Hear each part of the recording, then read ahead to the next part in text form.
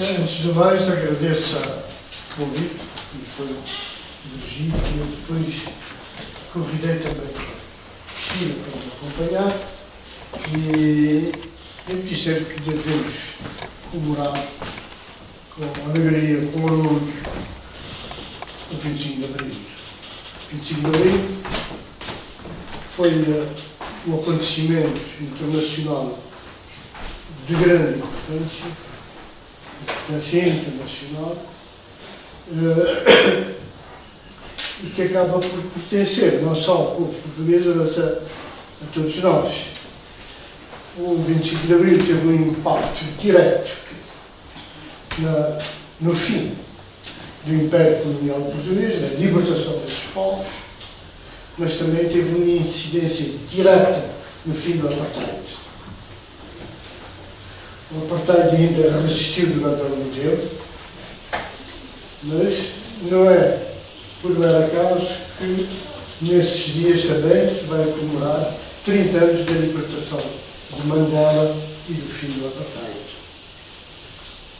O 25 de Abril teve também uma influência direta no fim da ditadura franquista, na passagem da ditadura de Franco para a democracia. Por tudo isso, vale a pena todos nós comemorarmos o 25 de Abril. Eu penso que é de justiça dizer que o 25 de Abril teve a sua gênese na Guiné-Bissau.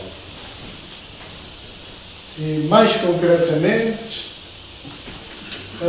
na ruptura que houve, a ruptura das forças militares em junho de 73.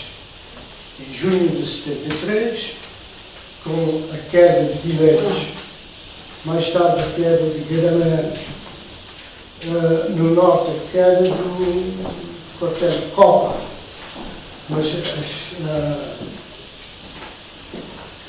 Guidades não caiu, mas no norte da Guiné, mas o abalo sofrido pelas forças coloniais foi de tal maneira que se pode dizer, no conjunto, a situação era caracterizada por um predomínio global das forças coloniais.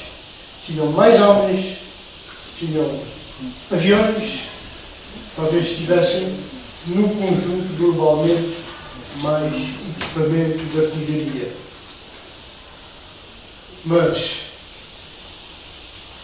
esse dispositivo era um dispositivo fixo. Os quartéis estavam isolados uns dos outros. Não podia haver transferência de lugar para outro, sobretudo a partir do momento em que anulámos a supremacia aérea graças aos mísseis antiaéreos, à Estrela. E é a partir desse momento que, na doutrina da guerra, se estabelece que quando uma parte, entretanto, nós tínhamos mobilidade suficiente para concentrar, aí que é, concentrar contra qualquer quartel uma supremacia esmagadora. Ou seja, no terreno acabávamos, embora tivéssemos menos gente, mas tínhamos a iniciativa estava do nosso lado, tínhamos maior mobilidade, dominávamos o terreno e concentrávamos contra qualquer quartel uma supremacia de tal maneira que se pode dizer que era esmagadora, sem a capacidade de resposta do outro lado. Sem reservas. Quando eu refiro a reservas, são reservas em número de homens, reservas em munições, mas também dinheiro. Estavam os recursos de Portugal estavam esgotados para essa guerra em três frentes. Há que referir que a Guiné, a partir do momento em que começou a luta, passou a estar completamente dependente do orçamento de Portugal. A economia estava paralisada, completamente paralisada. Não havia recursos para pagamento do funcionalismo, de forma que a Guiné deixou de ter interesse material para Portugal. Posso interrompê-lo aqui? Não? Posso interrompê-lo aqui? Sim, sim. Ia perguntar-lhe a ligação, ia sugerir que nos falasse a ligação entre a situação do terreno e a posição dos capitães que vêm fazer aquilo, porque é no fundo essa ligação que está a fazer. Mas permita-me, entretanto, agradecer ao Lino pelo convite, agradecer os presentes e, sobretudo, agradecer a si esta gentileza de me convidar. Além de sermos primos, temos algumas mutatis mutandi, percursos comuns, na medida em que temos a origem em São Nicolau, em sermos primos. Depois, a vivência na praia, Angola também, como refere e nos explica nos livros que escreveu.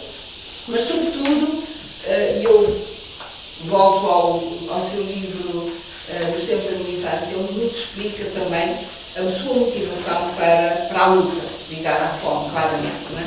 Para dizer que, do meu lado, em 25 de Abril, portanto, eu tinha 16 anos, estava em Angola, mas vivenciava igual situação de indignidade, de opressão. Eu vi colonos a chicotearem os empregados. Portanto, esta ideia de catapultar para a luta a partir de situações que nos indicam não é de facto algo interessante. Mas eu ia pedir, assim que depois fizer essa ligação e pudesse essa ligação, que nos falasse um pouco também, digamos, dessa sua motivação e deixando o terreno da guerra, que eu sei que gosta muito de estar, também que nos falasse um pouco dos tempos da sua infância e, para quem não leu, pudesse posicionar a origem de tudo isso. Pode ser? Mas agradeço a intervenção, mas eu queria continuar na linha do meu pensamento que a situação na Guiné já era de tal maneira grave que Spínola era governador e comandante em chefe. Reuniu isto foi pouco antes de desencadear das grandes operações. Ele reuniu os altos comandos para fazer o quadro da situação. E resultou daí um relatório muito pormenorizado, que mostrava a fragilidade e previa já uma situação em que, se houvesse um ataque forte, os quartéis da Guiné não resistiriam. E resulta desse encontro de todos os comandantes das diferentes armas esse relatório que pormenoriza aquilo que é necessário para continuar a guerra. Para continuar a guerra eram necessários avultados recursos. E ele, o Spínola, no fim, já estava no fim do seu primeiro mandato, pensava que o mandato dele seria renovado, vai a Portugal. Portugal encontra-se com o Marcelo Caetano e expõe a situação. Cruamente mostra, se as coisas continuarem como estão, a derrota militar, a iminência do colapso militar. Para evitar isso, há duas alternativas. Ou reforço substancial dos efetivos, ou então negociado com o PAGC. Marcelo Caetano rejeita uma coisa e outra, porque reservas ele não tem. O que possa arranjar terá que ser canalizado para Moçambique, para aguentar a barragem, o programa da construção de barragem de sim, e colocar o grande programa era colocar colonos, 1 milhão de colonos em Moçambique. a Guiné ficava para trás. A Guiné não tinha interesse. Para Portugal, nessa altura, já não representava qualquer interesse económico. Moçambique e Angola, as duas colónias que davam alguma coisa. E coloca isso a um militar com os seus pergaminhos. Certo? A aceitação da derrota militar. Porque a derrota militar representaria que, tal como tinha acontecido com o Goa da Moedil, foi ocupada por Índia, libertada por Índia, mas continuaram a ser províncias ultramarinas sob ocupação de uma potência estrangeira. No caso da Guiné. Mas está a dizer então é que Marcelo Caetano, a perspectiva que tem é derrota militar. Estava aberto a uma derrota militar. Estava aberto a uma derrota militar. E o caso da Guiné seria apresentado como território ultramarino sob ocupação de forças do comunismo internacional. Era a posição do Marcelo. E aqui verifica-se então o momento da ruptura entre o poder civil representado por Marcelo Caetano e os militares estão todos representados por o general de Spínola. Mas não havia sintonia de Spínola e os capitães E é ali que esse espírito de revolta, nasce o espírito de revolta contra o poder civil. É a primeira vez que eles, enfim, batem o pé ao poder, passam a bater o pé ao poder civil. Porque os militares não aceitam que o poder civil dê a indicação da derrota militar. E ali, eu penso que é de justiça dizer que teve a sua origem na Guiné-Bissau. Os principais capitães de Abril estavam às ordens do Spínola.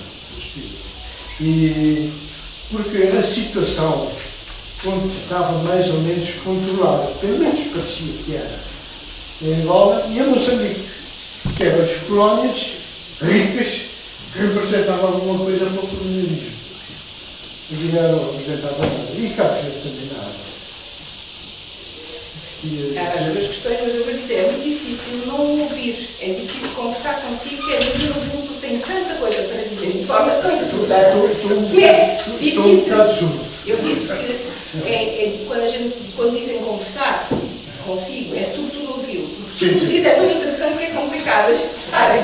É verdade, eu sinceramente, até já ouvi isso na televisão, acho que é um desperdício não ouvir os Lopes mais vezes, registar, porque eu tenho a dizer que tem uma imensidão e que ele escreveu até agora, ainda é muito pouco. Eu estava a tentar era que nos ligasse então depois, portanto já o fez mais ou menos toda a questão dos militares e Guiné-Bissau, portanto a posição de Spínola, portanto discordando dessa orientação do poder civil. Mas também eu percebi que há capitães também que politicamente se formam aí, não é só a questão da derrota militar que nos acho que é muito interessante, há um livro, muitíssimo interessante, que é do Makedonsky, Eric Makedonsky, que foi o representante da Agence France-Presse, África Ocidental, durante os anos da nossa luta. Ele tem um livro que trata a evolução da luta na Guiné e tem depoimentos de Saraiva de Carvalho, até de Saraiva de Carvalho, do Fabião, suponho que do Santos Costa Almeida Santos, e de tanta gente, mas do Nini Vieira. É um livro que valia a pena ser traduzido e publicado em Portugal e na escola. Extremamente sobre essa sim. fundamentação da posição dos capitães. Sim. Acho que há exposição de... Para mim a maior entrevista foi a melhor, o Fabião. E o Fabião mostra como é que eles bloquearam as iniciativas de Spínola no sentido de travar a descolonização, impedir a descolonização. Ele estava para ir à Guiné, quis ir à Guiné, apresentar o seu plano de federação, que é uma opção neocolonial, e como eles proibiram ou interditaram a entrada de Spínola na Guiné. Mas ele vem ao sal. Isso, quando o Fabião estava a fazer as vezes de empregado do governo, substituto do governo. Mas o Spínola também teve uma ação que é conhecida de pouca gente. Eu e o Silvino chegámos a Cabo Verde, os dois primeiros dirigentes a chegar a Cabo Verde, o Silvino e eu, estamos a 25 de agosto. 25 de agosto de 74. E já em setembro tínhamos o país nas mãos, tínhamos o controle de toda a situação da Cabo Verde. E é nessa altura que controlávamos tudo. Na altura que tivemos informação que o Spínola vinha cá perto. Vinha Sal. A Ilha do Sal, encontrar-se com quem? Encontrar-se com o encontro. Ele, Spínola, mandou primeiro um avião com a charanga e a guarda de honra para receber o Marechal, para receber ele, para ver Spínola, mas para receber o Mobutu e o encontro no Sal, e depois veio o avião e não vinham jornalistas. Ele proibiu a presença dos jornalistas, de forma que o povo português não tem conhecimento desse encontro. E o próprio governador, o último governador, que era Silvato, parece. Eu não sabia. Parece que era isso. Era Silvato. Militar da Marinha. O Silvato foi convocado para ir ao Sal e encontrar-se com um VIP. E não sabia quem era. Eu próprio não sabia. Mas eu estava bloqueado porque tínhamos desencadeado também greve dos transportes aéreos. Eu tinha ficado bloqueado em São Miguel. Estava em São Miguel. Mas o Silvino estava na praia, tem essa informação. Começou a tradição E mete-se imediatamente. Começou a tradição dos bloqueios em São Nicolau. Assim começou a tradição dos bloqueios. Mas imediatamente vai para o Sal e o homem, não, o Silvino sabia que era Spínola e era um Mobutu, que iam encontrar-se no Sal, e o governador tinha sido convocado, não sabia quem estava, para ver qual era a situação na altura. Então, o Spínola pensa que o Sal é um lugar seguro para se encontrar com o Mobutu discretamente, encontra para frente uma manifestação de tal ordem que não houve discussão. E o Mobutu teve que antecipar a retirada. Foi umas horas tarde, foi-se embora.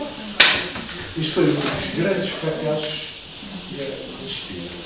E há uma altercação muito forte entre ele e o governador.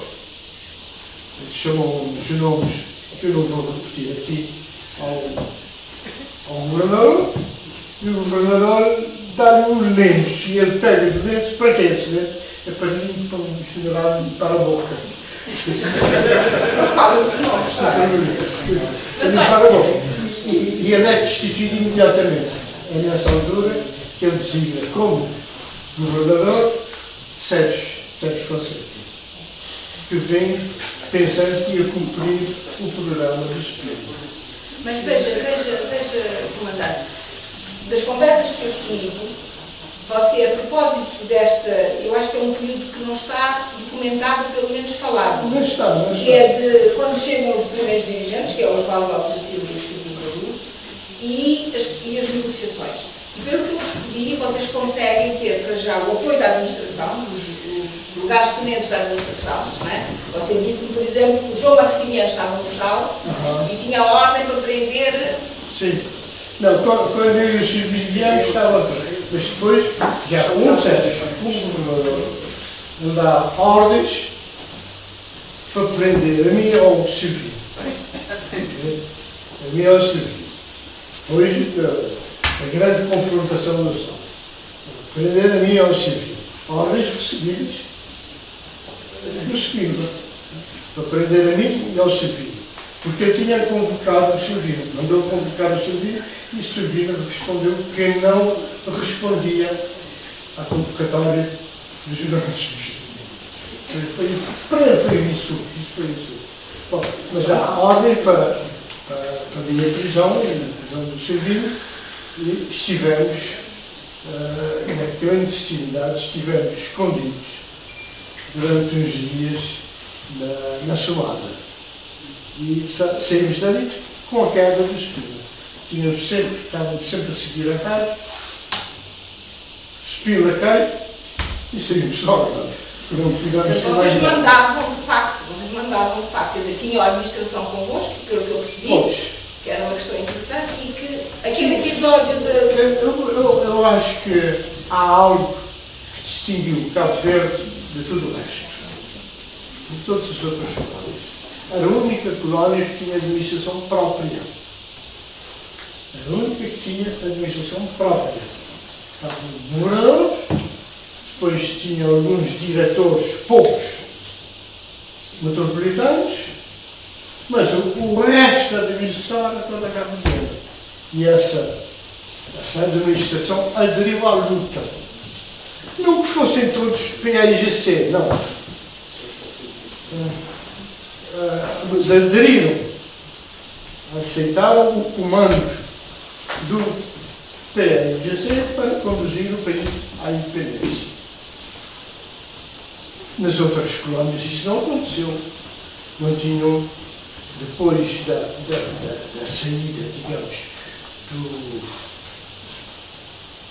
dos portugueses, era vazio. Seja em Angola, seja em Moçambique, seja mesmo na Guiné. Na Guiné ainda havia um ou outro cabo-verdiano que ficou, mas Cabo Verde, naquela situação conflituosa, a colónia onde Portugal tinha menos estima, refiro-me a essa visão neocolonialista, onde tinha menos capacidade de intervenção, era em Cabo Verde, porque Cabo Verde tinha a sua administração. E essa gente aderiu ao princípio da luta. A luta em Cabo Verde foi dirigida, sim, pelo PAIGC, mas o braço forte, na altura, foi a própria administração, a administração que existia. E essa intervenção da administração, apoiando o PAIGC, condicionou, de certa maneira, o funcionamento do Partido Único. O Partido Único em Cabo Verde teve sempre que contar que outra gente contribuiu para esse predomínio político do PAIGC.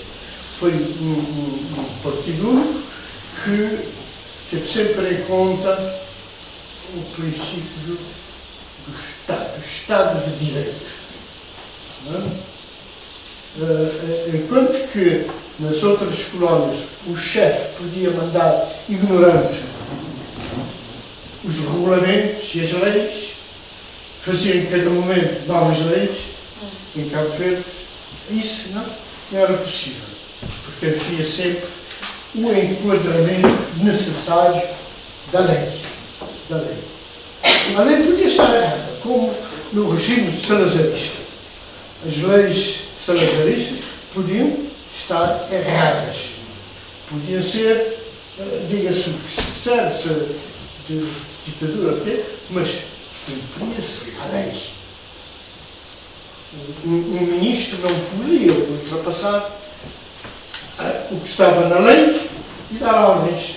Por isso é que tínhamos o contencioso administrativo de 81. Essa é a grande diferença. De 81, não é? A lei de contencioso administrativo, que é de 81, que anulava os... Sim. Mas deixe-me voltar atrás, deixe-me falar, que como viram, é mais pôr o Valdo a falar, não é? Esta ideia do poder não está já nos portugueses, já não está com os portugueses, não está com a administração portuguesa. Aquele episódio que conta de fechar o espaço sim. Bom, vamos dizer, um bocado atrás. Mas voltamos para o projeto. Depois dessa grande confrontação na Ilha do Sal, a destituição do governador e a nomeação do Sérgio Fonseca, a situação tornou-se mais tensa, muito tensa. E porque, entretanto, nós tínhamos os nossos contactos com o movimento das Forças Armadas, que estavam alertas à colaboração connosco e faziam oposição ao Sérgio, que estava isolado, a administração não acompanhava. E nós, a certa altura, já não muito claro, exigimos a retirada do Sérgio. O governo das Forças Armadas impôs a retirada do Sérgio Fonseca. E é nessa altura que vem para a praia o comandante militar, o comando militar estava estabelecido em São Vicente, e vem para a praia para exercer as funções de encarregado do governo. Achamos bem que alguém fosse ter com ele para estabelecer modus vivendi, estabelecer o relacionamento entre nós e as Forças Armadas. E a primeira coisa que ele estava muito preocupado, tinha havido confrontações em São Vicente, particularmente com a tropa que vinha daqui dentro, a tropa que começava a ser evacuada, mas também com alguns argumentos militares em São Vicente, havia confrontação com a população. Eu estava preocupado com isso. E ficou mais preocupado porque sabia que tínhamos desembarcado armas em algumas ilhas. Logo de chofres, mas parece que vocês desembarcaram armas. Eu confirmei, disse sim. Temos armas, mas esteja tranquilo que as armas estão em nossas mãos e não controlamos isso, não vai haver perturbação de armas. Essas armas é para nos defendermos, nada bem. Mas diga aos seus militares que nós estamos armados e podemos reagir. De forma, para evitar a infusão de sangue é preciso. E eu pedi que ele fosse a São Vicente, fosse a falar com os militares para evitar o perigo. Porque nós queríamos apoiar o movimento das Forças Armadas. Queríamos estabelecer as relações, preparar o futuro das relações com Portugal. Não estávamos interessados em fazer a bagunça. Estávamos a fazer um esforço enorme para conter a nossa população. Porque nesses períodos de reviralhos há sempre extremistas. E o clima que nós encontramos é mesmo violência. Se eu e o Servino tivéssemos dado indicações de matar, matavam. Correria sangue. E nós estávamos a fazer um esforço para acalmar. Eu pedi que ele falasse com os seus militares para evitar. Perfeitamente podíamos chegar a um mundo. Eu disse, eu acho que sim, mas com isso vocês decretaram greve, está tudo parado, fecharam os espaços aéreos, os aviões não pararam. Eu disse, não, mas eu posso mandar abrir os espaços aéreos. Mas, espaço aéreo, eu ponho o avião à sua disposição. E é dali mesmo, no Palácio, eu pedi apoio dos serviços, que os serviços no Palácio eram controlados por nós, todo o pessoal do Palácio. Tudo controlado.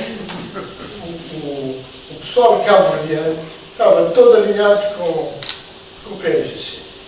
Claro que vocês, é como se vocês estivessem em greve, tínhamos decretado greve, mas estão dispensados de greve para ajudar a carregar. Mesmo uma empregada uma doméstica, de limpeza dos quartos, para me dizer, fazemos greve ou não. Vocês prestam o serviço normalmente, com toda a lealdade. Isso na presença do ar. Com toda a lealdade, é como se vocês estivessem em greve. Nós tomamos em conta que vocês fizeram greve. Como se fosse. E o que é? Bom, dali mesmo, o pessoal ligado às negociações, telefonei para os TACV a mandar pôr um avião à disposição. Quem mandava? O TACV, mandei abrir o espaço aéreo, o controle aéreo em São Vicente, no sábado, mandei abrir. Dali mesmo no Palácio, mandei abrir o espaço aéreo, telefonei ao Ministro Fonseca. O pessoal lá de São Vicente para receberem o encarregado do governo, para receberem com toda a dignidade. Sem charanha. E assim, sempre foi. De modo que, está a ver, isso foi em outubro. Em outubro de 74. Depois estava nas nossas mãos. Tomávamos decisões que eram decisões de soberania. Claro. Exercício de soberania. Fechar ou abrir o espaço aéreo é um ato de soberania. E tinha em frente o representante do poder colonial que não tinha. Podia-se dizer. Nem os aviões militares podiam circular na altura. Eu acho que isto é preciso documentar e é muito interessante, porque de facto o poder já está. Podia-se dizer que mais de 2/3. Agora, mas estabelecemos o modo outra vez. Era para os militares portugueses, era importantíssimo o respeito para a bandeira. Chegamos a essa conclusão. Podia-se dizer que mais que 2/3 do território estavam dominados por vocês e havia a bandeira portuguesa com o governador. Não, demos instruções para respeitar a bandeira portuguesa. A bandeira portuguesa tinha que ser respeitada. Mas com certeza, isso é de um equilíbrio muito grande. É um equilíbrio muito grande. E mesmo depois, durante o governo de transição, o representante da soberania era português ainda. Até a independência, a soberania tinha que ser exercida por Portugal e a bandeira da potência administrante tinha que ser respeitada. Eu lembro de acompanhar o alto comissário.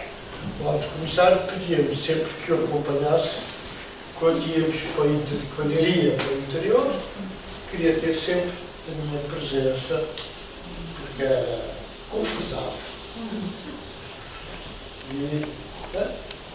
E chamava a atenção de toda a gente. A bandeira portuguesa tem que ser respeitada. Mas também os portugueses tiveram que aligeirar o cerimonial de içar e arriar a bandeira. Porque antes era tudo em sentido Itália e com música. Ali, é mais Deixa-me só eu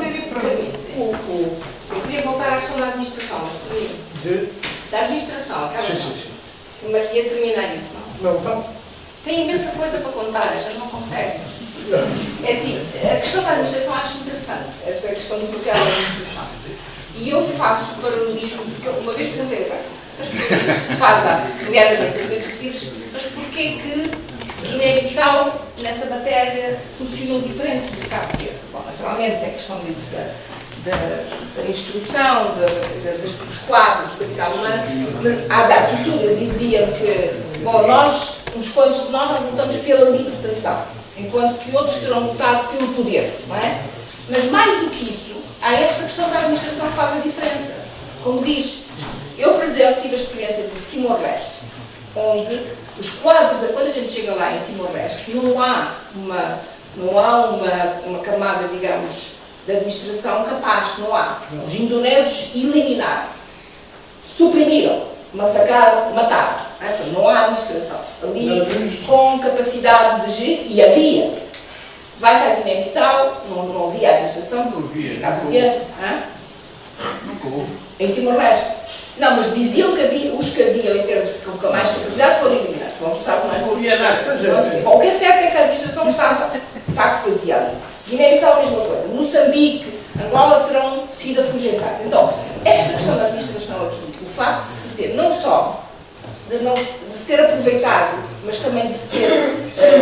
Mas eu acho que vocês, de facto, aproveitaram o essencial, mas também houve uma adesão, eu não sei se ao PIGC, mas pelo menos à ideia da independência. Não é? A ideia da independência, claramente. Agora, isto está ligado, é voltar ao seu título, nos tempos da minha infância. Eu achei extraordinário, é preciso ler esse livro sobre os motivos da luta, que é a fome, está ali a fome retratada, e como é que era Cabo Verde nos anos 60. Mas também está lá um aspecto importante, o Ministro da Saúde disse, vá lá, o Comandante dos Vales explica como, mesmo quem queria ser português, não é? Os funcionários públicos, eram tratados como portugueses de segunda, aquilo era inapelável. Porque, por exemplo, não tinham direito à evacuação da saúde. Vejam, todo o programa da evacuação que nós temos agora, em que, em princípio, toda a gente deve ter direito, não é? E tem, criando-se as condições e havendo critério, naquela altura, mesmo o português, que se assumia como tal, o cabo verde português, não era evacuado. Então era uma revolta dos, digamos, das pessoas que assumiam. Mas só para perguntar, isto poderia ter determinado alguma revolta contra, de facto, o colonial, que não respeitava até as consequências do funcionário público cabo-verdiano. É uma questão, e o papel da administração aí na diferença na construção do Estado. Eu penso que se deverá reconhecer que houve toda uma situação, digamos, de privilégio, de afirmar-se como nação, mas isso foi, em grande parte, beneficiado pela nossa pobreza. A pobreza protegeu Cabo Verde de uma invasão, digamos assim, de quadros vindos de Portugal.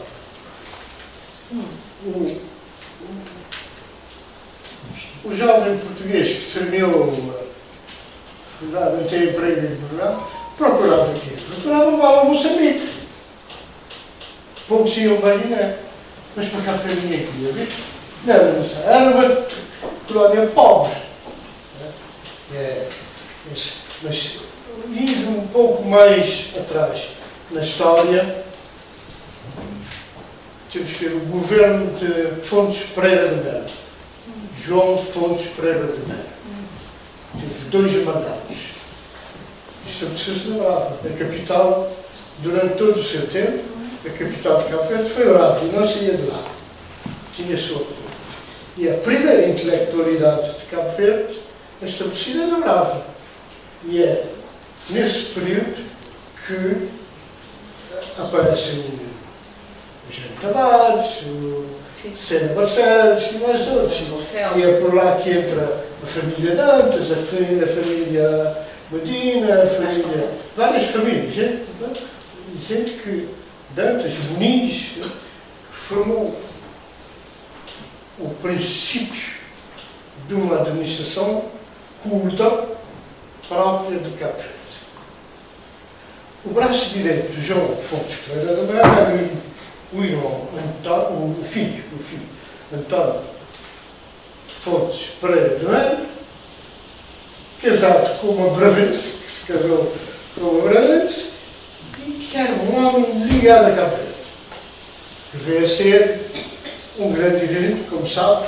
Fontes Pereira da Mel foi um dos grandes dirigentes portugueses. E é a partir dessa altura que se define um papel para o Cabo Verde no contexto. Cabo Verde é pobre, mas Cabo Verde pode produzir quadros auxiliares da administração colonial. Enquanto que nas outras colónias se estabelece, quando governo dos anos, depois do Fontes Pereira da Mel. Aliás, diga-se passagem que Fontes Pereira da Mel iniciou a sua carreira política com base em Cabo Verde. Foi eleito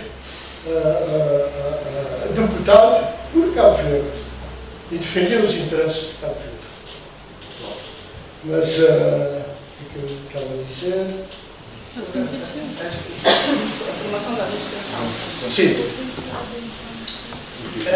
Enquanto que se estabelece o Estatuto de Indigenato para todas as outras colónias, Cabo Verde já é diferente. Cabo Verde não é atingido pelo Estatuto de Indigenato. É cidadãos de segunda ordem, mas de qualquer maneira cidadãos. Cidadãos, com acesso à administração.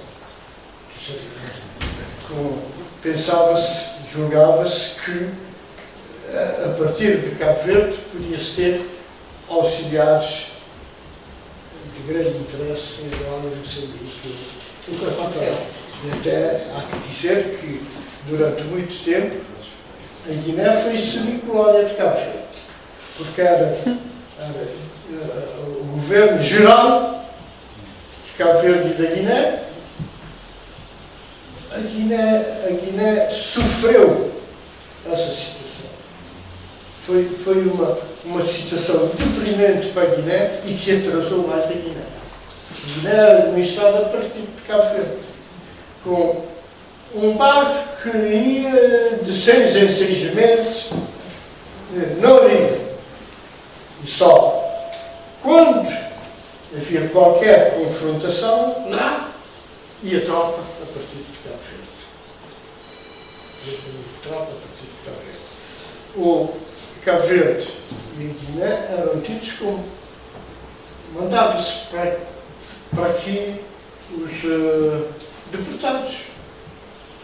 Deportados não são do tempo que são nada, muito anterior.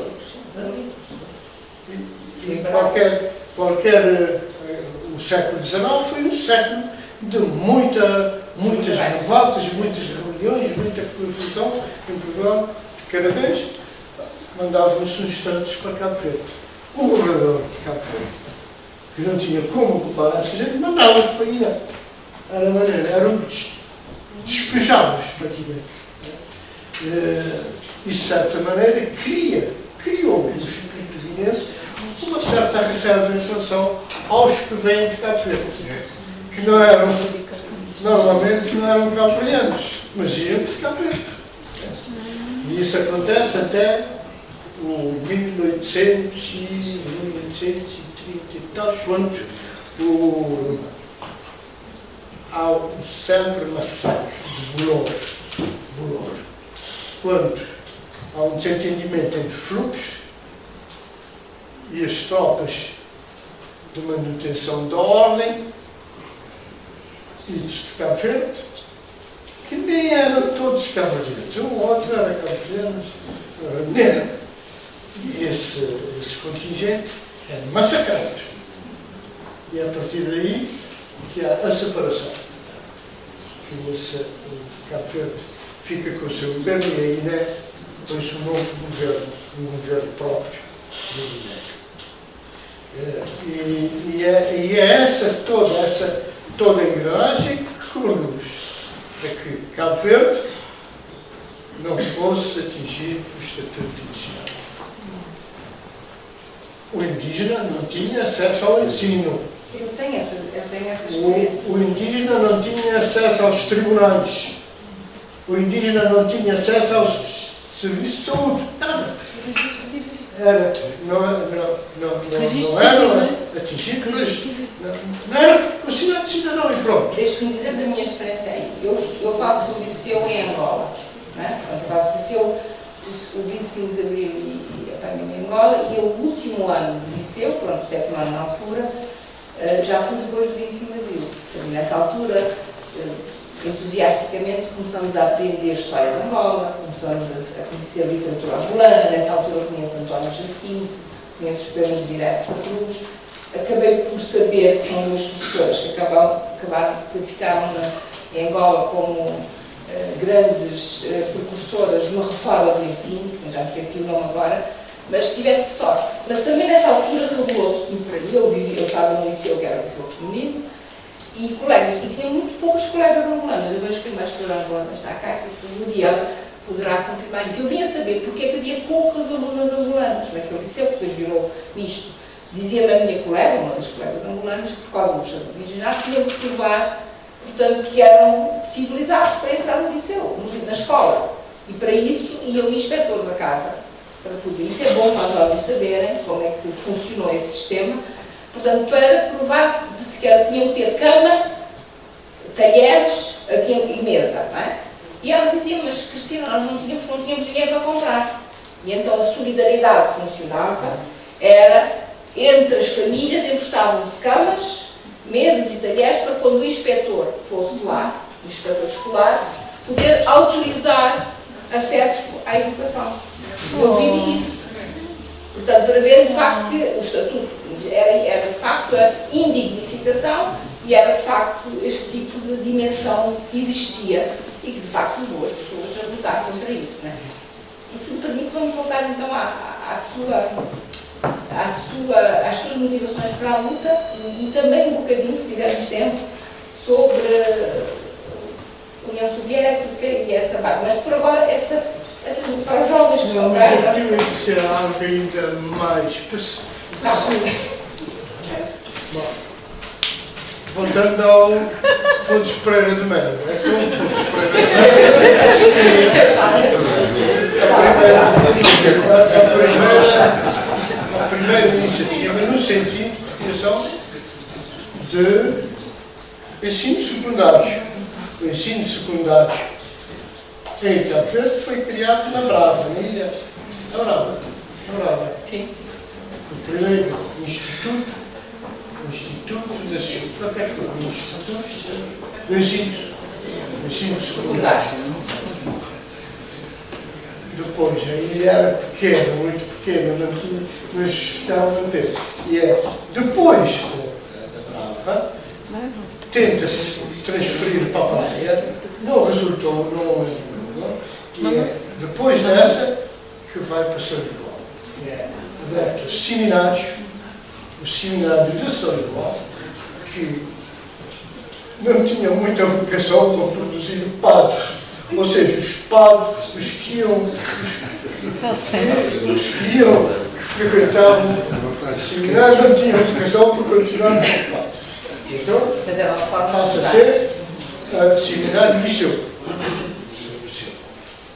E é ali no seminário que se forma São Nicolau, tornou-se a segunda capital cultural de Cabo Verde. Primeiro Brava, depois vem a aparecer o Liceu de São Vicente, que o seminário era só para homens. E o passo em frente é, depois com a República, cria-se o liceu já para os assistentes. E podes falar agora então dos temas? E é ali que nasce a primeira,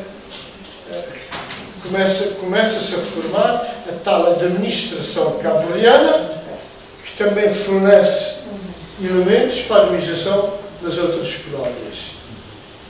Ora, eu terminei o liceu em Angola, no Liceu de Diogo. Angola, um território daquele tamanho, tinha um liceu. O Liceu Salvador Correia, em Luanda, e o outro. Mas esse liceu de Ocão, como prédio, era até bom. Mas como liceu em si, era de longe inferior ao liceu de São Vicente. Esse liceu era só para colonos. Eu era o mais escuro que estava. Talvez não seja muito escuro, mas na altura era o mais escuro da classe, porque aquilo era um liceu só para colonos, para filhos de colonos. E na Guiné, o primeiro liceu foi criado em 57. Dizem 58 mesmo. Hã? 58. 58. Em 58, o primeiro que funcionava uma primeira classe, primeiro ano, e de ano para ano foi-se acrescentando. E é então com Spínola que cria de facto o liceu. E foi em 68. A ver a diferença entre Cabo Verde e a Guiné, Cabo Verde e Angola.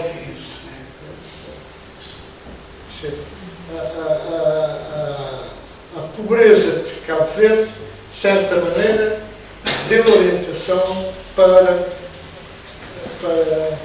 especializar Cabo Verde na produção de quadros. Embora a taxa de analfabetismo em Cabo Verde, na altura da independência, era dada em 60%, Carlos Reis deve saber melhor do que eu, 65%. Era um grau de analfabetismo. E só tínhamos 2 liceus também. Só tínhamos 2 liceus na altura também. Quem? Só tínhamos 2 liceus na altura da independência. Não, no tempo foi só o liceu de São Vicente. Não, estou a dizer, na altura da independência. Na altura já havia 2 liceus, mas o liceu da Praia foi nos últimos anos da colonização, foi depois com o Adriano Moreira. Suponho que temos que avançar para o fim, não é? Já tendo em conta. Mas eu queria que falasse dos tempos da sua infância. Os tempos da sua infância. Os tempos da minha infância. A tua prima meteu uma coisa. Perguntava os tempos da minha infância. Os tempos da minha infância.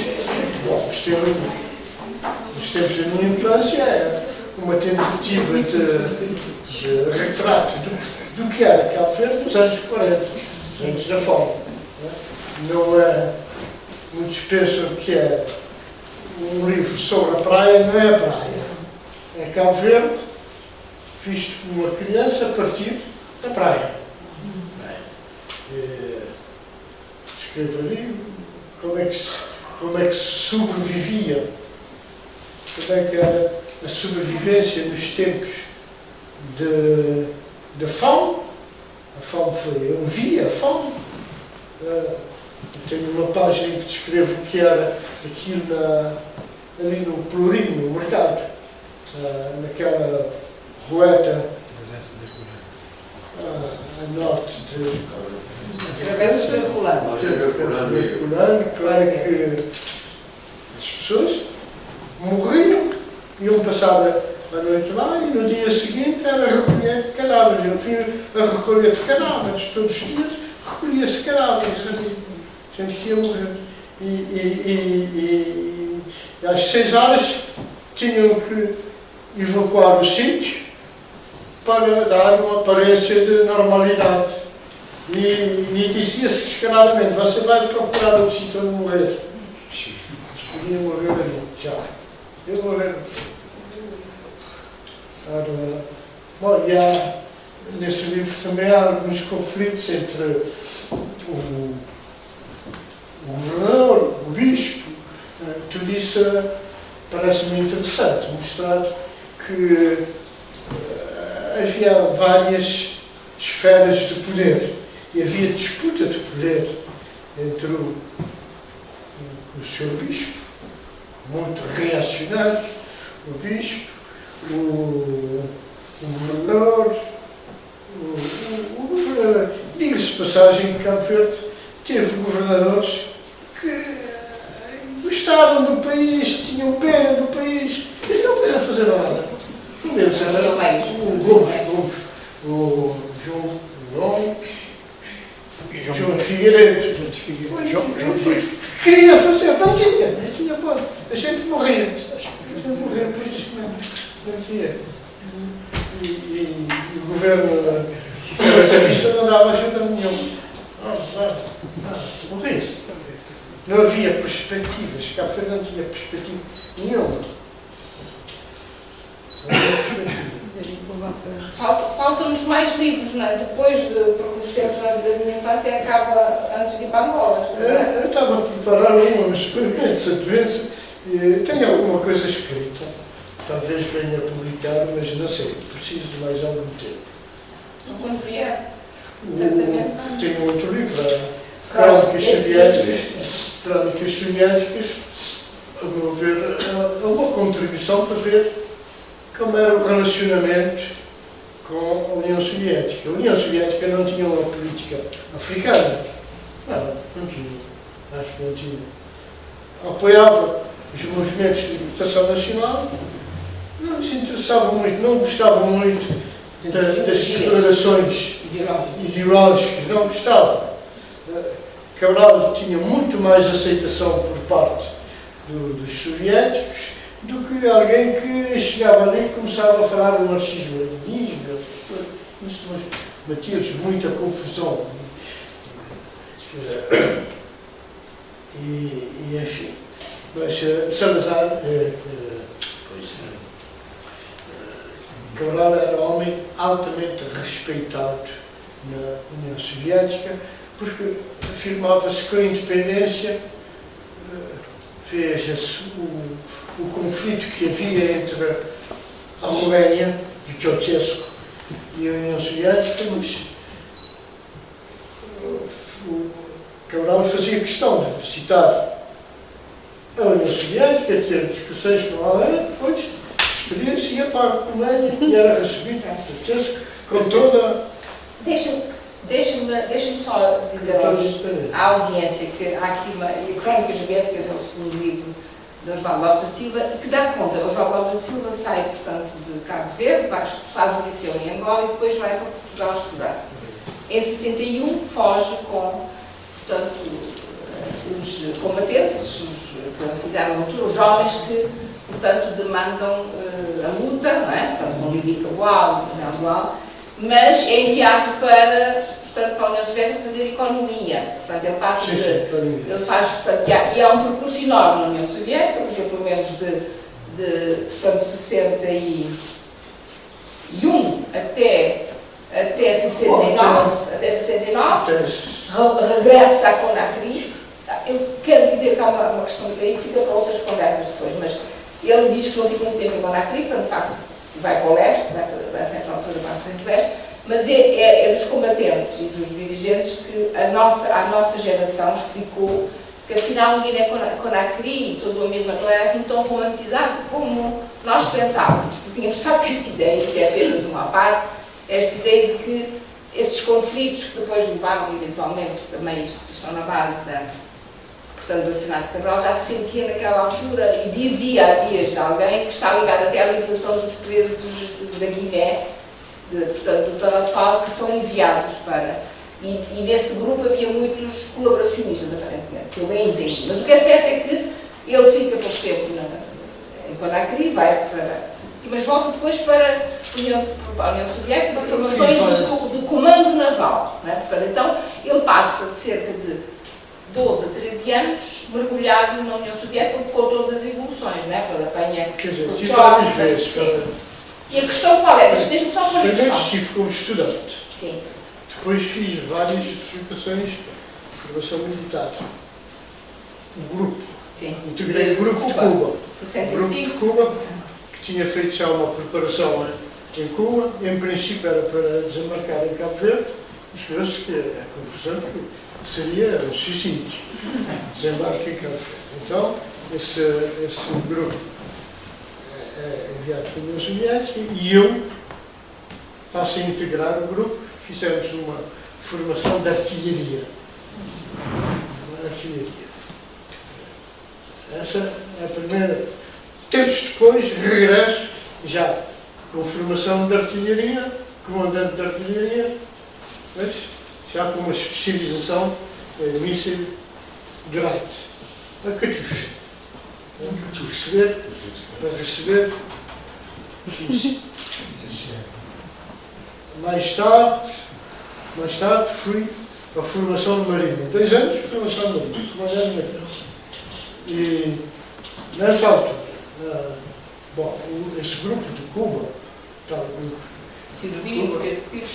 Silvinho, Pedro Pires, já foi Bem. Toi de Suna. Toitsona, tudo isso, regressou, foi enviado para Conakry. Em 60, os cabo-verdianos entram para a luta armada, para a artilharia, em 69. Spina tinha chegado a Guiné em 68 e em 69 a situação no sul da Guiné. No sul da Guiné era preocupante. Spina tinha lançado uma ofensiva. Fala que houve necessidade de concentrar a artilharia, porque os guineenses não estavam preparados para utilizar convenientemente a artilharia. E é a entrada dos cabo-verdianos em 69 que modifica completamente o quadro da luta. Torna, quebra-se o ímpeto das tropas de Spina. A partir de 69, todos os quartéis ficam isolados por causa da ação da artilharia. A primeira ação, eu não participei dessa ação, mas a primeira ação foi Medina do Boeiro. Foi atacado e eles tiveram que evacuar. E depois dessa, estive, portanto, em formação de grade, eu regresso a Conakry, a Guiné, e participo durante o resto de 69, 70 já, na grande ofensiva no sul. E em fins de 70, essa artilharia que estava toda concentrada no sul é dividida em três frentes. E eu vou como comandante da artilharia da frente leste. E antes de ir para a minha nova função, Cabral, um mapa para frente, diz: esses são os quartéis junto à fronteira. Essa zona que não tem população, portanto, é uma zona sinta estratégico. E sendo assim, é certo que Spina, da mesma maneira que evacuou as posições em Boé, há de tender a liquidar esses quartéis, recuar o seu dispositivo e transferir esse dispositivo para áreas com população, com mais população. A tua missão vai ser fixar. Não vais atacar nenhum quartel para tomar, porque não temos infantaria suficiente para acompanhar. Mas como é a artilharia que vai mostrar que há perigo, mostrar ao Spina que não é território abandonado, que há perigo. Então, foi a grande missão. A grande missão minha era manter os efetivos lá onde estavam. Ataquei todos os quartéis, desde Buruntuma, Pires, Pirada, lá para cima, Bajacunda, todos esses quartéis foram atacados, justamente como nós estávamos no terreno. Portanto, mas de toda maneira, esta permanência na União Soviética são quase 11 anos, 12 anos.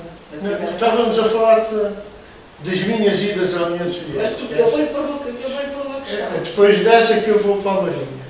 Pois, Depois faz a dessa formação. que eu sou chamado para a Marinha e era uma maneira de ocupar os cabo-verdianos. Os cabo-verdianos tinham dado contribuição na artilharia, então concentrar um bom número de cabo-verdianos na Marinha. Na Marinha. E porque nós tínhamos vedetas rápidas, vedetas com davam 30 nós, ação de combate, e enfim, quando terminámos, mas não equipadas, não estavam, não tinham a lança de torpedeiras, mas sim torpedos. Porquê? Porque a tripulação não estava qualificada para utilizar. E nessa altura, então, procura-se formar essa tripulação cabo-verdiana que teria possibilidade de fazer navegação de alto mar e mais tática de combate. Eu vou sugerir a quem falar com o Osvaldo Lopes da Silva e entrevistar que o não deixe arrastar pela parte militar e de combate, que é o que ele gosta mais. Não é para aí e não sai. Mas tem muito mais coisas para dizer, mas imensas, imensas. E essas outras coisas estão muito... Por isso é que é preciso escrever mais, porque sobre portanto, todas essas operações, e mesmo ele, portanto, se tivéssemos tempo, ele ia-vos falar da Ucrânia agora, que ele fez os portos todos da... Mas estamos a falar de... Mas eu vou-te depois, já não um quadro, depois da independência. Pois, então, a minha pergunta qual é? O relacionamento... A sua experiência não soviética, e quem ler este livro, eu recomendo, mostra que ele conhece por dentro a União Soviética e também, portanto, compreende tudo o que é, portanto, as exações, as purgas e a forma burocrática e mesmo, portanto, opressiva, não é? Portanto, do sistema. Então, a pergunta é, esta sua experiência determinou o homem moderado, o homem pragmático soviético? Sim. E lembrar, a propósito que disse de Cabral, que de facto o país, os dirigentes do país, e particularmente os que vieram, ele diz que quando chegou encontrou violência e houve de facto exações aqui, depois do que. E foram eles que puseram água na fervura. Há uma história que me contaram no Ministro da Defesa, que eu partilhei e depois passarei para falar disso, que é, os meus militares diziam, sabe, Sra. Ministra, esta ideia do pragmatismo dos dirigentes cabo-verdianos nós vivemos quando, uma vez tivemos na União Soviética, a pergunta, digamos, complicada, porquê é que vocês não criam um pavilhão, ou Lenin, um quartel, um pavilhão Lenin, dedicado a uma sala Lenin no quartel. Ficaram aflitos, porque da Rússia recebia-se armas, munições, etc. E na continuidade da luta, e foram por a questão a ver que temos primeiro-ministro. Ele diz que não há problema, vocês digam que no dia em que eles criarem uma sala amiga de Cabral, nós criamos aqui uma sala Lenin. E isto dá a dimensão, de facto, da dignidade, mas também da ideia do pragmatismo. Portanto, a questão é como é que a União Soviética, a sua experiência e o seu aspecto crítico deram, de facto, o ministro da Economia e o dirigente político da independência. E obrigado por esta oportunidade. Eu devo dizer que tive diferentes experiências como estudante, a viver diariamente com o povo russo. Eu estive como militar, fardado com os soviéticos, com a fufaica, podia dormir sobre a neve com a minha fufaica. Estive na Marinha, fiz contrabando de caviar no Mar Cáspio, ia fazer a entrega de caviar em Irão, que era a fronteira com o Irão. Junto com o Irão, participei da vida normal, soviética, fazer o seu tráficozinho. Tudo normal. Fugir ao controle, da fiscalização oficial. E depois fui já como dirigente. Que quase que considerava, essa era a casa. De forma que falava-se abertamente comigo. abertamente comigo. Eu lembro do congresso, o último congresso do Brezhnev, e Brezhnev já é velho, caquete. E nós estávamos na tribuna, víamos como é que preparavam o Brezhnev para se filmar e tal, e estava 3 ou 4 passos para chegar à tribuna, não tinha. Era uma situação deprimente, mas e os homens, eu fui acompanhado nessa viagem, tinha acompanhado 2 membros do Comitê Central, que já abriam concretamente e viam o que toda a gente estava a pensar naquela situação de um homem velho e doente à frente de uma superpotência. E falavam aqui livremente. E dos desabafos, participavam dos desabafos deles em relação à situação na Polónia, que estavam a perder o controle da Polónia, disse se não fosse essa guerra, que nunca mais acaba a guerra no Afeganistão, nunca mais acaba, nós mostraríamos aos polacos como é que é. Quer dizer, esse é um desabafo, só se tem uma certa confiança. Tive um muito bom relacionamento com o Ministro da Aviação Civil, Marshall Dado. Estávamos muito bem. E ele já estava na altura, já no tempo de Gorbachev, e já estava na viragem, toda a gente já contestava por dentro, contestava-se o regime. Ele era um deles. E uma das coisas que nós discutíamos era a dívida da União Soviética a Cabo Verde, porque era sempre a União Soviética tínhamos uma conta de compensação, mas era sempre a nosso favor. Eles atrasavam-se. Nessa altura já ia por uns 8 milhões de dólares. Por causa das divisas também. A dívida da União Soviética, a dívida da Aeroflot. E eles nós temos sido tolerantes, mas é a altura de vocês pagarem. E então estava o ministro, com os seus encarregados e com o representante da Aeroflot. O representante da Aeroflot tentou te explicar, não, nós pagamos tudo isso, está tudo pago, Mas por que utilizamos aquelas continhas escondidas? Que nós temos em dia que isto tem destaque, outra que temos no modo, utilizamos essas. E eu, está bem, já compreendi, nós podemos aguentar isso, confiamos. Está pago. Bem, mas por que vocês, em vez de estarem com esses Prurinos para pagar através dessas coisas, por que não utilizam clearing house da IATA, através do clearing house?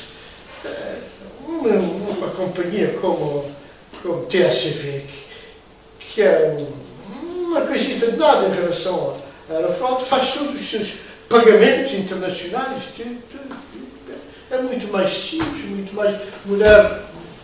E eles todos concordaram comigo que tinha que ser assim. E então o representante da Aeroflot pede ao ministro: por que não pede esse seu amigo africano para convencer a KGB que é essa a solução? Jesus! E o ministro: olha, não vamos meter esse nosso amigo africano nos disparates desse eu. Utilizou lá um palavrão. E cabeça dura. Quer dizer, esse Marshall de União Soviética manda de KGB. Antes a discoteca toda a gente tremia, pronto. E, entretanto, à saída, disse, olha, eu vejo que finalmente os militares estão a pisar os carros à KGB. Eu disse, claro, pisar os carros. Esses que não queriam pisar os carros, já todos, há coronéis de 35 anos reformados. Toda essa gente de KGB está-se a reformar para não segurarmos bem com ela. Isso é naquelas festas da Essa perestroika. para ver a que ponto já se tinha chegado de contestação por dentro do próprio sistema.